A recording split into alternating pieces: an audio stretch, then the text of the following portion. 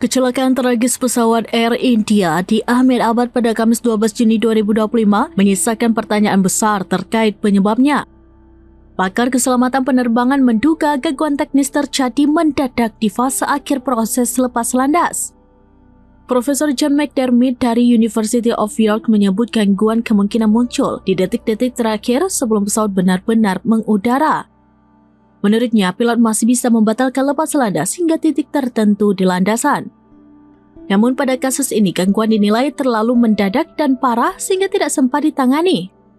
Pakar itu mengatakan fase lepas landas dan pendaratan sebagai bagian paling berisiko dalam penerbangan. Ironisnya, pesawat belum mencapai ketinggian 200 meter ketika kecelakaan terjadi. Padahal Boeing Dreamliner memiliki banyak sistem cadangan termasuk kemampuan terbang dengan satu mesin.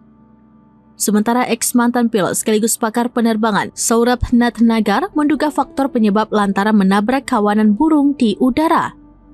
Menurutnya, tabrakan itu menyebabkan kedua mesin pesawat kehilangan daya dorong. Lepas landasnya tampak sempurna. Ia juga mengatakan lepas landasnya tampak sempurna, namun sebelum roda pendaratan sempat ditarik, pesawat mulai kehilangan ketinggian.